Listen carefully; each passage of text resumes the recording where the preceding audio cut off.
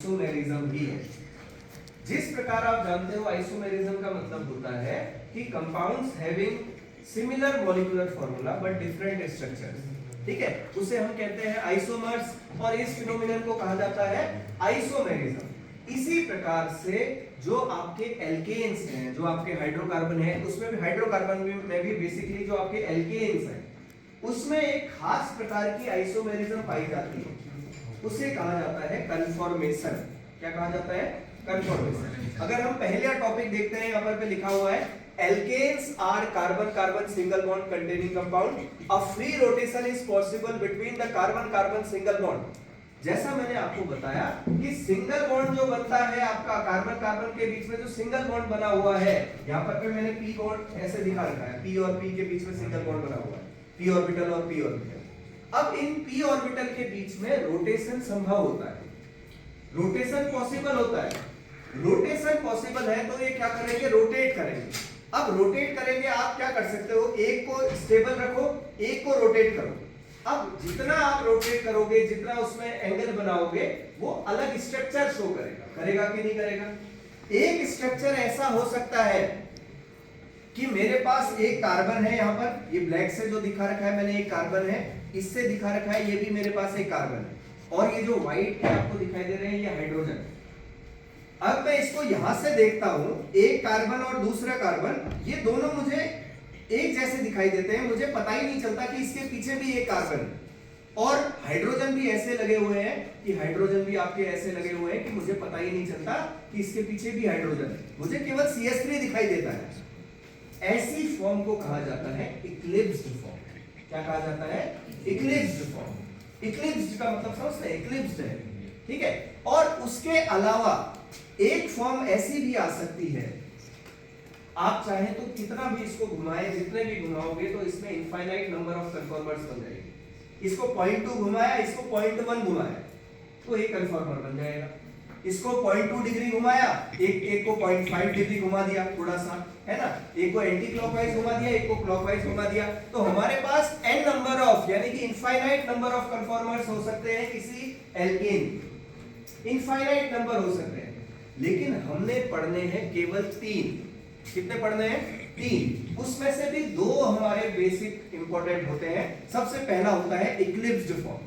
Eclipsed form मैंने आपको बताई कि जब हमारा एक ही मुझे दिखाई दे रहा हो, इक्लिप्स्ड फॉर्म ऐसा होगी। एक फॉर्म ऐसी होगी कि ये ऐसे हो जाए कि जिसमें इनके बीच में जो एंगल है, हाइड्रोजन के बीच में जो एंगल है, इसके बीच में और इसके बीच में, इसको टॉर्सनल एंगल कहते हैं, टॉर्सनल एंगल कहते हैं, ठीक है। और जो इसको घुमाने में स्ट्रेन लगता है, स्ट्रेन का मतलब आप समझते हैं, जो फोर्स या फ्रिक्शन लगता है इसको रोटेट कराने में, टॉर्सनल स्ट्रेन कहा जाता है उसे, टॉर्सनल स्ट्रेन कहा जाता है। तो टॉर्सनल एंगल अगर इसमें अगर मैं मैक्सिमम बनाना चाहता हूं, मैं ऐसे रखता हूं इसको, मैं ऐसे रखता हूं एक, ठीक है, इसमें लगभग एंगल कितने का होता है ये हमें बताएगा। A weak repulsion interaction is observed between the adjacent bonds.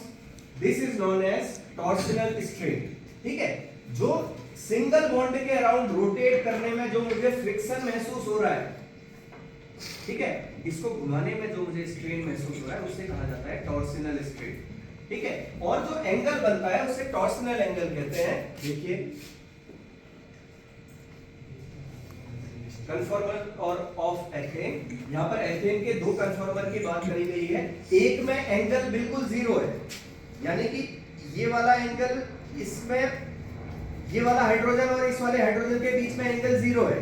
0 है तो मुझे इक्लिप्स्ड फॉर्म दिखाई देगी। एक बार मैं क्या करता हूं, इसको ऐसे घुमा देता हूं, तो मुझे जो फॉर्म दिखाई देगी वो ऐसी होगी, मुझे क्लियरली विजिबल होगा, और उनके बीच में रिपल्सन भी सबसे कम होगा और एंगल भी सबसे मैक्सिमम होगा। उसे कहा जाता है स्टैगर्ड फॉर्म। क्या कहा जाता है? Staggered form. तो कितने टाइप के कन्फॉर्मर हमारे एथेन के हुए? 2 टाइप के, एक इक्लिप्स्ड और एक हो गया स्टैगर्ड। लेकिन क्या 2 ही बनेंगे?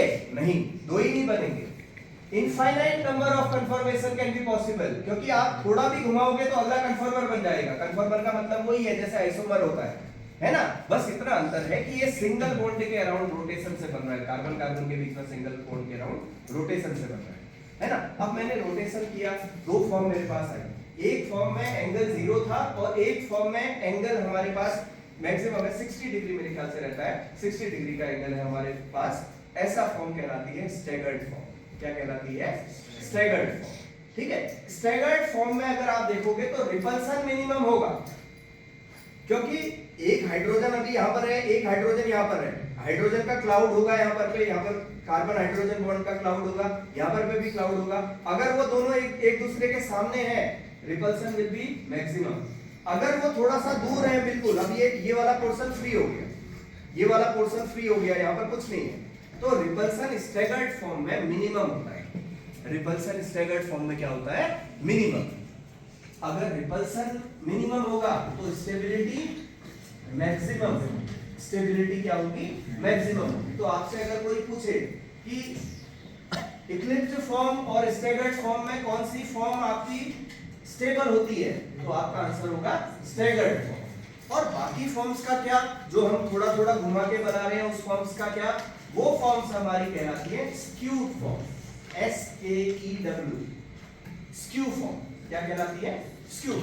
तो हमने ये सीखा कि किसी एल्केन के अगर मैं या एथेन के कन्फॉर्मर बना रहा हूं तो n नंबर ऑफ हो सकते हैं या इनफाइनाइट नंबर ऑफ कन्फॉर्मर हो सकते हैं। आप चाहे इसको थोड़ा सा घुमाओ, इसको थोड़ा सा घुमाओ, कन्फॉर्मर बन जाएगा, नया कन्फॉर्मर। लेकिन हम बात करते हैं दो फॉर्म की, एक होती है इक्लिप्स्ड फॉर्म और दूसरी होती है स्टैगर्ड फॉर्म। स्टैगर्ड फॉर्म में रिपल्सन मिनिमम होता है, एंगल मैक्सिमम होता है। ठीक है, एंगल उनके बीच में, यानी कि इस वाले का हाइड्रोजन और इस वाले हाइड्रोजन के बीच में जो एंगल बनेगा इसको घुमाने के बाद वो मैक्सिमम बनेगा। ठीक है, और इक्लिप्स्ड फॉर्म में जो एंगल बनेगा जिसे हम टॉर्सिनल एंगल कहते हैं वो 0 डिग्री होगा, बिल्कुल भी उसमें वो नहीं। ठीक है, सो यही है आपका कन्फॉर्मर। अब इसे दिखाया कैसे जाता है इसको देखते हैं। देखो,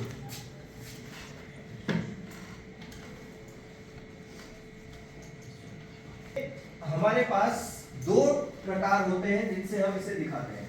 एक है सोहर्स प्रोजेक्शन फॉर्मूला और दूसरा हमारे पास आता है Newman projection formula. Sawhorse projection formula और न्यूमैन प्रोजेक्शन फॉर्मूला। ठीक है, इसको मैं आपको समझाता हूं। ठीक है,